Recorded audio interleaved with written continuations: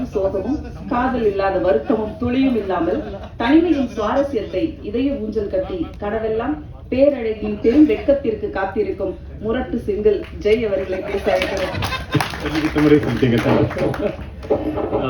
வந்திருக்க media people and தமிழ்நாட்டு மக்கள், தமிழ் மக்கள் எல்லாருக்குமே வணக்கம்.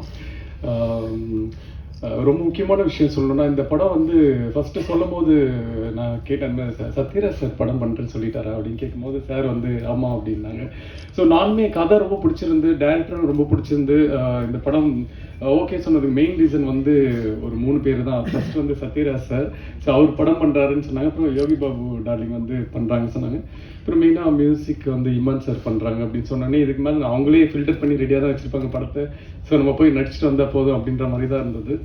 அண்ட் ஷூட்டிங் ஸ்பாட்டில் சார் சொன்ன மாதிரி ஃபாஸ்டிங் டைம், ஸோ சாப்பிட முடியாது அந்த மாதிரி இருக்கும்.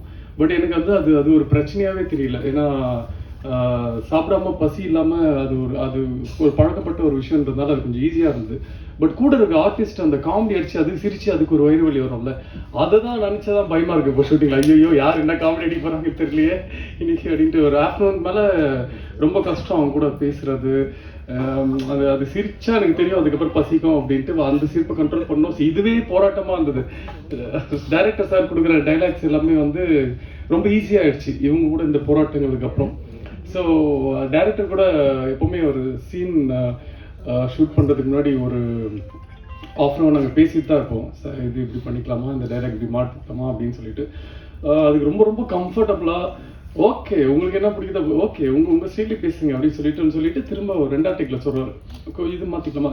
கடைசியில் பார்த்தா அவர் என்ன சொல்லியிருக்காரோ அதுதான் இருக்கும் 3rd டேக்கில். ஸோ அவ்வளோ அழகாக வந்து அது நம்ம வழியில் விட்டு அதுக்கப்புறம் அவருக்கு என்ன வேலை வேணுமோன்றது வாங்குவார். அதே மாதிரி தான் கேமராமேன் சார் என்னோட ஸ்கின்னுக்கு வந்து இந்த மாதிரி சொல்கிற தப்பு தான் நான்லாம், பட் இருந்தாலும் இந்த கலர் லைட் தான் சார் நல்லா இருக்குன்னு. ஓகே ஒரு 15 மினிட்ஸ் வெயிட் பண்ணுங்க அப்படின்னு சொல்லிட்டு உடனே லைட்லாம் கொஞ்சம் எனக்காக ஆஃப் பண்ணி மாற்றி இந்த லைட்லேயே போகலாம் அப்படின்னு சொல்லி நான் அது ஃபஸ்ட் டைம் நான் பார்க்குறேன் சார். ரொம்ப ரொம்ப தேங்க்யூ சார்.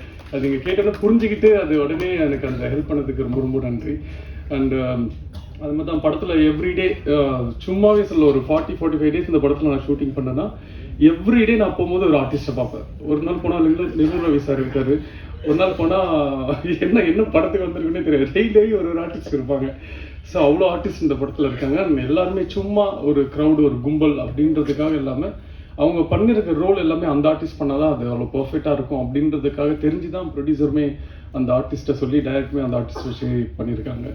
ஸோ இந்த படத்தை பற்றி நாங்கள் சொல்கிறத விட நீங்கள் பார்த்துட்டு நீங்கள் சொல்லுங்கள். பட் பர்சனலாக கேட்டால் எனக்கு படம் வந்து இந்த மாதிரி படம் இப்போது இருக்கணும். ஏன்னா எல்லாமே கொஞ்சம் பிளட் அந்த மாதிரிலாம் இருக்குது. ஸோ நடுவில் எப்படியும் ஒரு படம் ஃபேமிலியாக ஒரு ஜாலியாக ஒரு சிரிச்சுட்டு தேட்டர் விட்டு வரும்போது எதுவுமே பாரமே இல்லாமல் முடிஞ்சால் இருக்கிற பாரம் கொஞ்சம் இறக்கி வச்சுட்டு வர மாதிரி இருக்கிற படங்கள் பண்ண ரொம்ப ஆசை. ஸோ அந்த மாதிரி தான் இந்த படம் அமைஞ்சது.